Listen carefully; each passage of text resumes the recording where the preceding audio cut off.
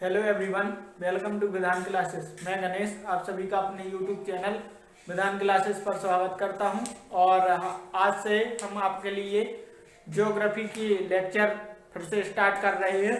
ठीक है, तो आज से हम ज्योग्राफी के बारे में पढ़ेंगे और यहाँ पर हम फिजिकल ज्योग्राफी को पूरी तरह से समझेंगे तथा इसके कंसेप्ट क्लियर करेंगे। तो आज का जो हमारा लेक्चर है वह होगा किस पर? वाताग्र पर। आज के हमें लेक्चर में पढ़ना है क्या? वाताग्र। वाताग्र क्या होते हैं, इनका निर्माण कैसे होता है, कौन कौन सी दशाएं वाताग्रों के निर्माण में प्रमुख योगदान देती हैं। ठीक है, वाताग्र कितने प्रकार के होते हैं, इन सभी बातों की चर्चा आज के इस लेक्चर में हम करने वाले हैं। ठीक है, तो आज हम पढ़ते हैं वाताग्र। तो सबसे पहले हमें पढ़ना है तापीय रूपांतरण। ठीक है, सबसे पहला जो हमारा कंसेप्ट है वो है कौन सा? तापीय रूपांतरण। तो इसे समझते हैं कि तापीय रूपांतरण क्या होता है। तो देखिए, जब कोई वायु राशि, जैसे वायु राशि होती है, ठंडी वायु राशि होती है, गर्म वायु राशि। तो जब कोई वायु राशि, जब कोई गर्म वायु राशि, ठीक है, कौन सी? जब कोई ठंडी वायु राशि, ठंडी वायु राशि को कैसे? गर्म धरातल, गर्म धरातल के संपर्क में आती है। क्या? जब कोई ठंडी वायु राशि किसी गर्म धरातल के संपर्क में आती है तो गर्म धरातल के जब वह संपर्क में आती है तो क्या होती है? ऊपर उठती है। ठीक है, ऊपर उठती है और क्या करती है? वर्षा करती है। और यदि उस क्षेत्र में आर्द्रता अधिक होती है, यदि जैसे उस क्षेत्र में आर्द्रता अधिक होती है तो वर्षा अधिक होती है। तो तापीय रूपांतरण का जो पहला कंसेप्ट है वह है कि जब कोई ठंडी वायु राशि किसी गर्म धरातल के संपर्क में आती है तो वह ऊपर उठती है और वर्षा करती है। और यदि आर्द्रता अधिक हुई तो वहां पर वर्षा अधिक होती है। लेकिन अब यदि जैसे कोई गर्म वायु राशि है, गर्म वायु राशि है और यह ठंडे धरातल के संपर्क में जैसे आती है, ठंडे धरातल के संपर्क में जब यह वायु राशि आती है तो फिर क्या होता है? तो फिर यहां पर होता है कि सबसे पहले संघनन होता है। ठीक है, कोहरा आता है, जो अभी तो आया नहीं है लेकिन शायद आगे आएगा। ठीक है, तो कोहरा आता है, कुहासा आता है और हल्की क्या होती है? वर्षा होती है। तो ये आप याद रखना कि जब कोई वायु राशि किसी ठंडे धरातल के संपर्क में आती है तो निम्न क्रियाएं होती है, जैसे संघनन मतलब हल्की हल्की बूंदाबांदी, और कोहरा, कुहासा और हल्की वर्षा। ठीक है, तो यह होता है। अब इसके बाद हमें पढ़ना है क्या? गतिकीय रूपांतरण। तो हम गतिकीय रूपांतरण को देखते हैं।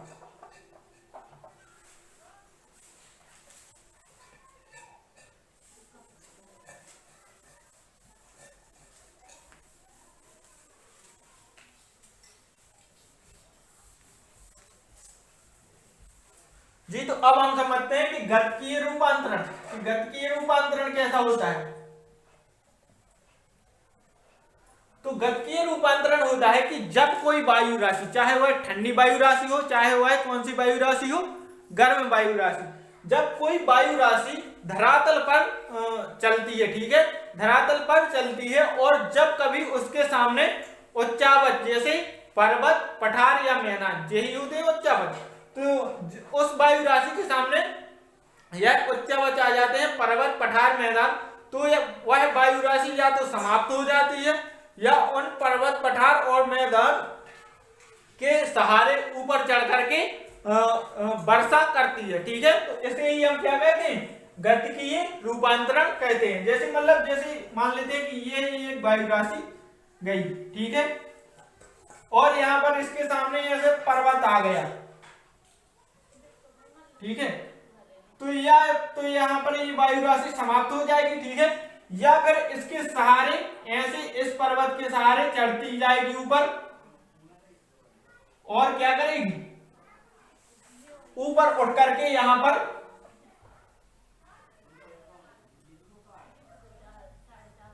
वर्षा करेगी, ठीक है।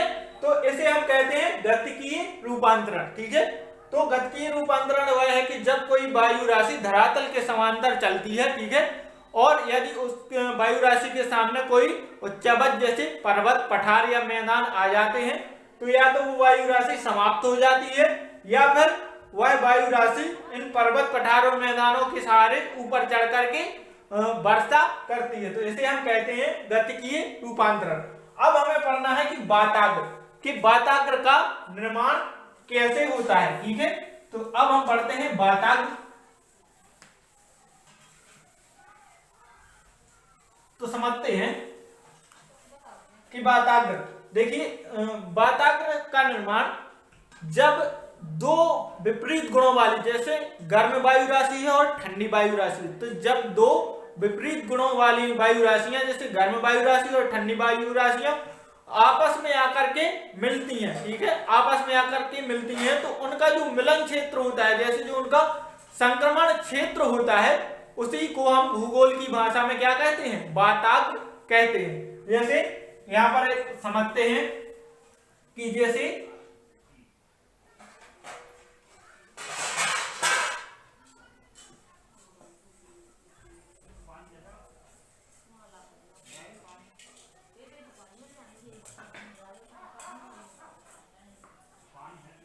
जैसे मान लेते हैं कि ये आपकी गर्म वायु राशि है और ये आपकी क्या है, ठंडी वायु राशि है। तो यह जो क्षेत्र होगा, यह वाला जो क्षेत्र होगा, इसे ही हम भूगोल की भाषा में क्या कहते हैं, वाताग्र कहते हैं, ठीक है। इसी क्षेत्र को हम क्या कहते हैं, वाताग्र कहते हैं। तो आपको क्या लिखना है कि जब दो विपरीत गुणों वाली वायु राशियां आमने सामने आकर के मिलती हैं, तो उनके संक्रमण क्षेत्र को हम क्या कहते हैं, वाताग्र कहते हैं। अब वाताग्र निर्माण, वाताग्र जो है, इनके बारे में आप अगला पॉइंट याद रखना कि वाताग्रों का निर्माण 40 डिग्री अक्षांश से 65 डिग्री अक्षांश के मध्य होता है। पृथ्वी में 40 डिग्री अक्षांश से 65 डिग्री अक्षांश के मध्य होता है, ठीक है। फिर इसके बाद में आपको जो नेक्स्ट पॉइंट रखना है कि यह इनका निर्माण, वाताग्रों का निर्माण पछुआ पवने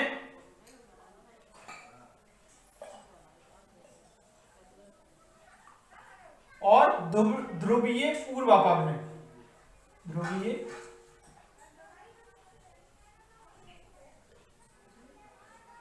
पूर्वा पवने, इन पवनों के मिलने के कारण होता है, ठीक है। तो ये आप याद रखना।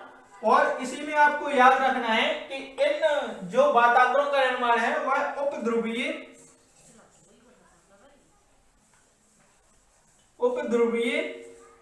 निम्न वायुदाब पेटी, निम्न वायुदाब पेटी, इनमें इनका क्या होता है, निर्माण होता है। तो आप ये तीनों पॉइंट याद रखना। अब जैसे ये आपकी पृथ्वी है, ठीक है, समझना है। यहां पर ये आपकी 0 डिग्री अक्षांश है, यहां पर आएगा आपका 40 से 65 डिग्री अक्षांश, ये वाला जो क्षेत्र है, और इसी को कहा जाता है उपध्रुवीय निम्न वायुदाब पेटी, ठीक है।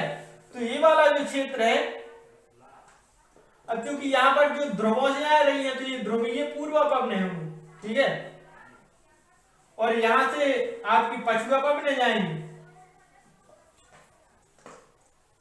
तो ये वाला जो क्षेत्र है, इस वाले क्षेत्र में वाताग्रों का निर्माण होगा, ठीक है, इस वाले क्षेत्र में जो वाताग्रों का निर्माण होगा।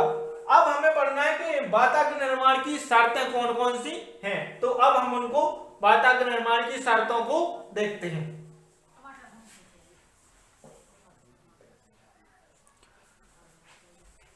जी तो अब हम पढ़ते हैं वाताग्र निर्माण की शर्तें, तो उन्हें देखते हैं।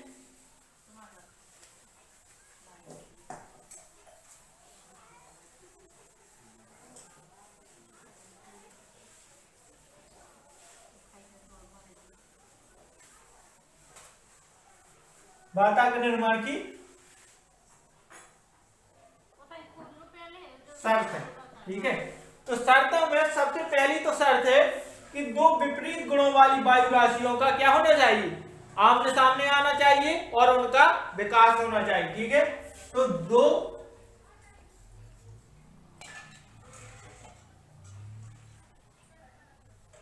विपरीत गुणों वाली वायु राशि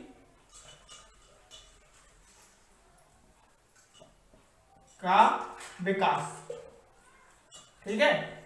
दो विपरीत गुणों वाली, जैसे गर्म और ठंडी वायु राशि है, तो दो विपरीत गुणों वाली वायु राशि का विकास, और दूसरा इन्हीं वायु राशियों को क्या करना चाहिए,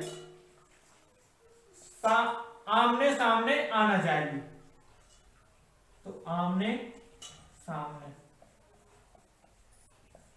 सामने सामने आना चाहिए, ठीक है।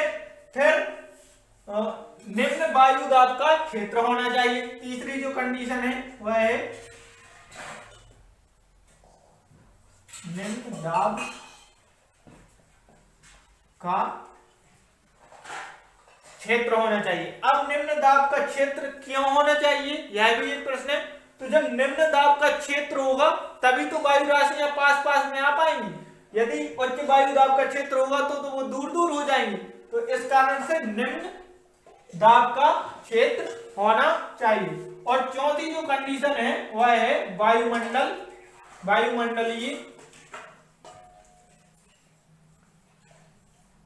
अस्थिरता, अस्थिरता नहीं, वायुमंडलीय स्थिरता,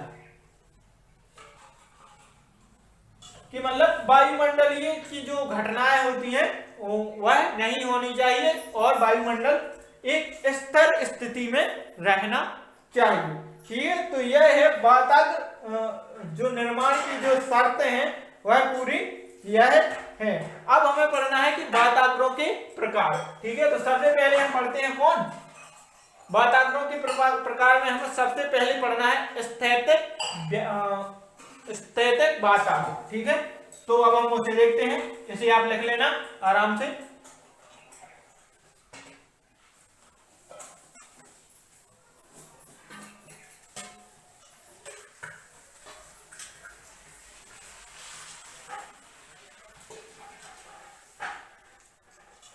जी तो अब हम पढ़ते हैं स्थैतिक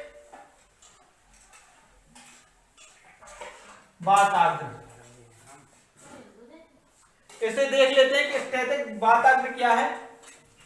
तो जब इसकी जो परिभाषा है वह है स्थैतिक वाताग्र की, कि जब वायु, जैसे गर्म वायु राशि और ठंडी वायु राशि, मतलब जब दो विपरीत गुणों वाली वायु राशि अपनी अपनी दिशा में जाती है, ठीक है। जब ठंडी वायु राशि अपनी दिशा में जाती है और गर्म वायु राशि अपनी दिशा में जाती है तो स्थैतिक वाताग्र का निर्माण होता है। इसे आप ऐसे समझना कि जैसे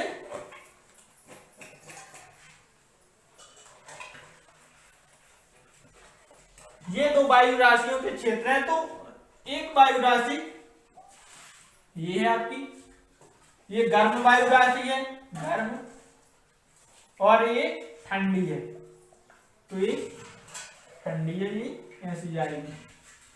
तो कहने का मतलब है कि जब गर्म वायु राशि अपनी दिशा में जाती है और ठंडी वायु राशि अपनी दिशा में जाती है तब स्थैतिक वाताग्र का क्या होता है, निर्माण होता है, ठीक है। स्थैतिक वाताग्र का निर्माण होता है। अब स्थैतिक वाताग्र में हमें सबसे पहले पढ़ना है शीत वाताग्र। इसी के प्रकार है, तो शीत वाताग्र, इसे समझ लेते हैं कि शीत वाताग्र आखिर क्या होता है, ठीक है। तो सबसे पहले शीत वाताग्र में सबसे पहली जो कंडीशन है कि यहां पर शीत वायु राशि की प्रधानता होती है, ठीक है। कौन सी वायु राशि की, वायु राशि।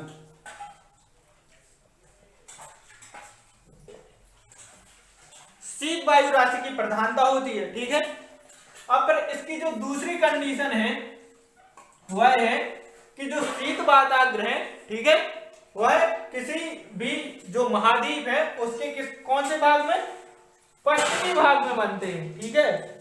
शीत वाताग्र जो कौन से भाग में बनते हैं, किसी भी महाद्वीप के पश्चिमी भाग में बनते हैं, किसी भी महाद्वीप के पश्चिमी भाग में बनते हैं, ठीक है। और इनका निर्माण जो किसके कारण होता है, इनका जो निर्माण है वह ध्रुवीय पूर्वा पवनों के कारण होता है, ध्रुवीय पूर्वा पवनों के कारण, क्योंकि यह मतलब ध्रुवीय पूर्वा पवनों के कारण, क्योंकि यह मतलब महाद्वीप के पश्चिमी भाग में अधिक सक्रिय होती है, ठीक है। तो ये वाला पॉइंट आप याद रखना। फिर इसका चौथा जो पॉइंट है वह है कि यहां पर तापीय विलोमता,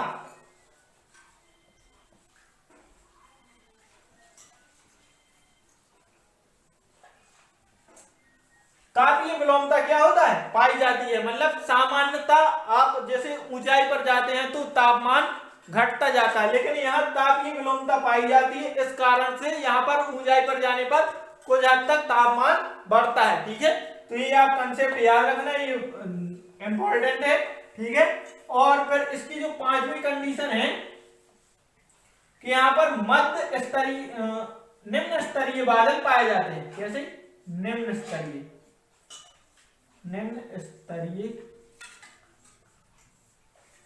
बादल, जिसके कारण से यहाँ पर वर्षा भी पर्याप्त मात्रा में होती है, ठीक है। तो ये आप याद रखना। अब जैसे यहाँ पर आप समझना चाहे शीत वाताग्र को, तो मैं आपको चित्र के द्वारा समझाता हूं। जैसे ये आपकी पृथ्वी है, ठीक है, ये 0 डिग्री अक्षांश है। अब ये जो शीत वाताग्र होते हैं वो यहां पर बनेंगे आपके, ठीक है, यहां पर।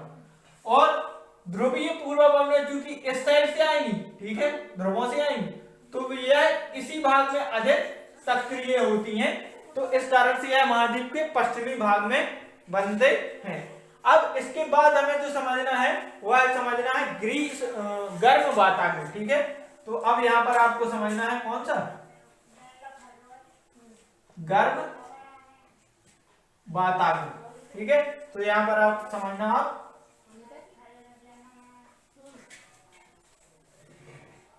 गर्म और वाताग्र,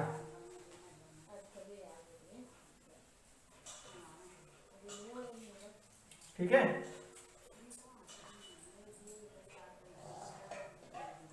गर्म वाताग्र,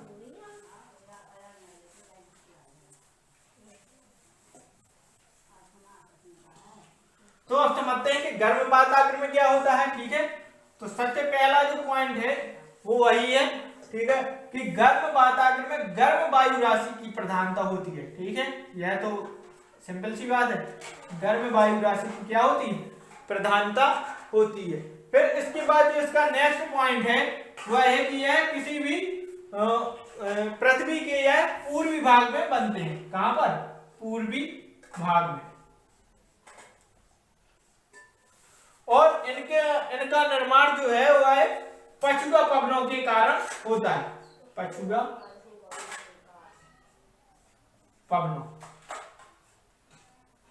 पवनों के कारण इनका निर्माण होता है, ठीक है। और इनमें भी तापीय विलोमता पाई जाती है। और निम्न स्तरीय, निम्न यहां पर निम्न मध्य स्तरीय बादल यहां पर क्या होते हैं, पाए जाते हैं। तो यहां पर आप ये याद रखना कि यहां पर गर्म वायु राशि होती है, ठीक है, किस पृथ्वी के पूर्वी भाग में बनते हैं और पछुआ पवनों के निर्माण से बनते हैं, ठीक है। और तापीय विलोमता पाई जाती है, मतलब ऊंचाई पर जाने पर तापमान घटेगा, तथा निम्न एवं मध्य स्तरीय बादल पाए जाते हैं, जिसके कारण से यहाँ पर वर्षा होती है। अब यहाँ पर जैसे आप समझने की कोशिश करें